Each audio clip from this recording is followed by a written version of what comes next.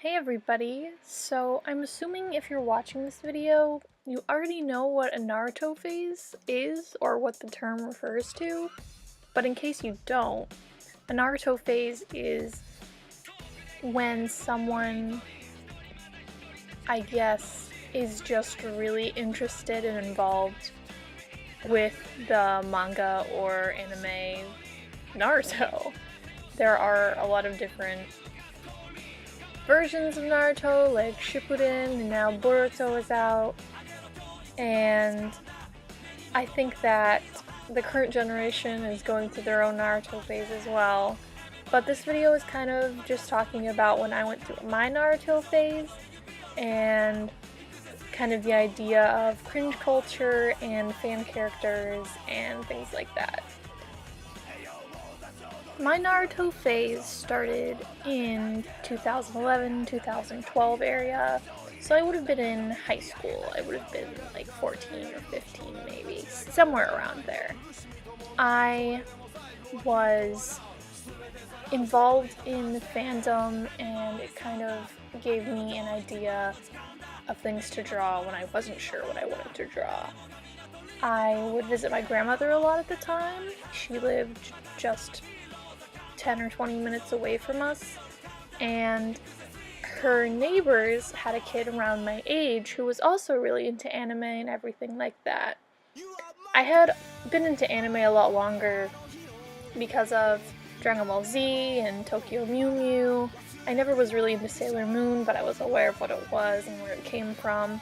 So when I met this other kid who knew all these things, I really felt like that's what put me into a situation where my interest in this thing was being supported and someone was, enjoying that with me. We would make fan characters together, which is what I'm drawing here on the screen right now. We would write stories for them, we would insert them into the main storyline of the show, and we would spend a lot of time doing that. I remember we used to draw so many pictures and make cheesy music videos.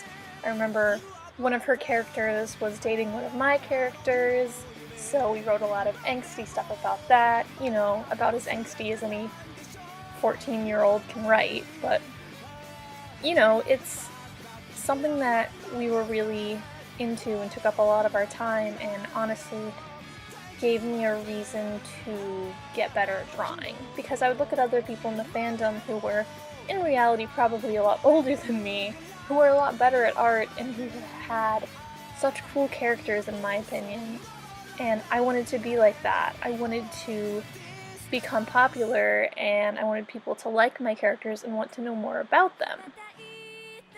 None of my stories were really any good, to be honest. For my age, they were decent. I thought I wanted to be a writer for a long time. And by a long time, I mean probably 3 or 4 years. But the fact that Naruto is such a visual thing, even the manga is so visual, it made the art part of it so much more significant. And in reality, online it's a lot easier to look at a piece of art than read an entire fanfiction about a character you don't even know or care about yet. Having a friend who would write stories and do art with me really helped motivate me to keep doing these things, because in all honesty, online, my characters and stories did not get any attention. I was, just a kid who had started out drawing, and I got a lot of support from kids around my age, and that really helped me, but nobody really was interested in the characters that I made. And as I get older, I still realize there are people who will always be interested in your art when it's something they recognize, but be disinterested when it's something they don't understand or aren't familiar with. And really, that's okay. You shouldn't only make things to get attention from other people. You should allow yourself to be happy and create things that make you feel enjoyment. There's always going to be the need to get attention in the art world because, this is a living, this is a job. You want validation. The more attention you get, the more likely you are to keep going. But you also need to have a sense of enjoyment in what you do, and you have to let yourself make things that you don't expect other people to like.